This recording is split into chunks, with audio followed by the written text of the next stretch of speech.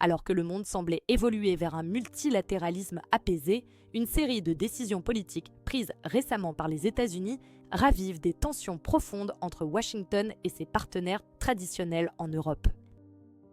Derrière des discours de sécurité et de leadership, quelles sont les véritables intentions américaines? Cette enquête explore les ambitions géopolitiques des États-Unis, leurs impacts économiques et leurs conséquences pour la démocratie interne. Elle examine également les dangers que ces politiques font courir à l'ordre international dans un contexte de tensions croissantes. En 2026, la crise autour du Groenland a symbolisé une rupture majeure dans les relations transatlantiques, ravivant des tensions historiques. Le président américain Donald Trump a fait des déclarations publiques exigeant des négociations immédiates pour acquérir le Groenland, un territoire autonome danois. Cette demande a créé un point de friction inédit avec l'Union européenne et l'OTAN, soulignant les ambitions stratégiques américaines dans l'Arctique. Malgré le refus catégorique du Danemark et des Groenlandais de vendre leurs terres, les États-Unis ont menacé de surtaxes douanières et de droits de douane punitifs contre plusieurs pays européens pour faire pression. Des manifestations massives ont eu lieu à Copenhague et à Nuuk avec le slogan « Greenland is not for sale », soulignant que la population locale refuse toute forme de colonisation moderne. Parallèlement, des récits sur l'expansion américaine au Canada, y compris des caricatures d'ambition panaméricaine, ont circulé sur les réseaux sociaux, reflétant une perception réelle ou fantasmée d'un impérialisme renaissant. Au lieu d'un simple débat diplomatique, Washington a utilisé les instruments économiques comme levier de pression, transformant le commerce en une arme de coercition politique. Les droits de douane menacés contre plusieurs États européens, allant jusqu'à 25%, sont devenus une arme de coercition politique, créant ce que certains experts qualifient de guerre économique moderne. Cette politique de surtaxe n'est pas un outil de sécurité, mais un moyen de contraindre des États souverains à accepter des politiques qui remettent en question la souveraineté territoriale du Danemark et de l'UE.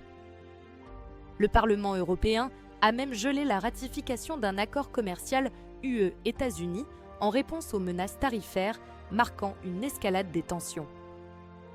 Pendant ce temps, à l'intérieur des États-Unis, les institutions démocratiques montrent des signes de tension avec des politiques migratoires de plus en plus dures.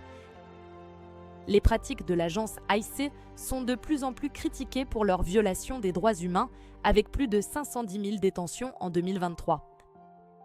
Dans certaines régions, des opérations menées par ICE traitent des migrants comme des cibles sans considération des droits fondamentaux, suscitant de fortes accusations de racisme et d'abus d'autorité.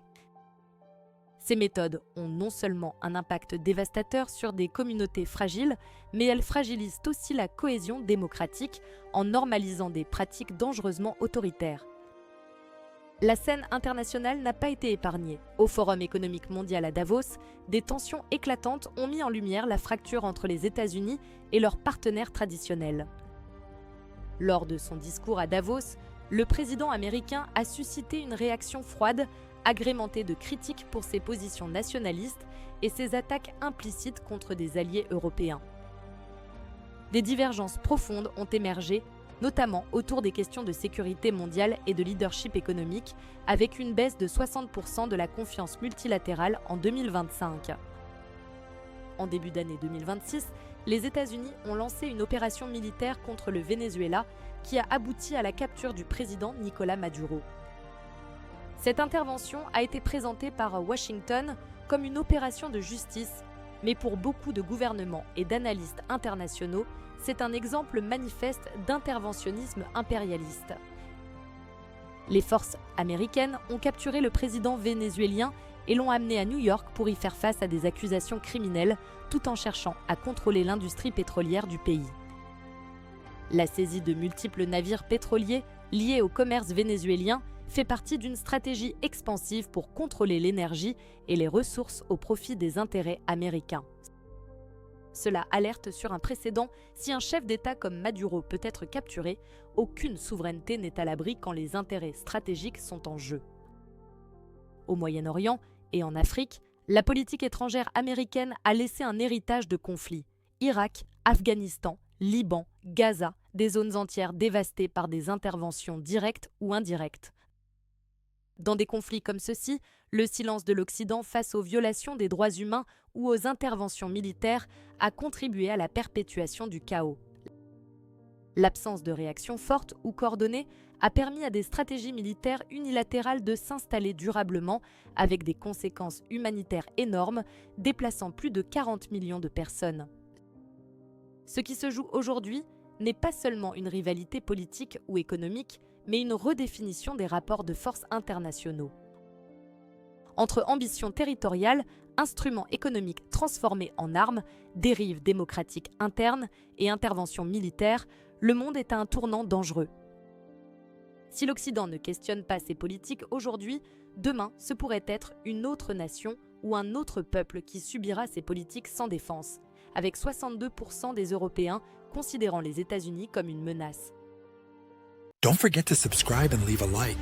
Thank you and see you soon.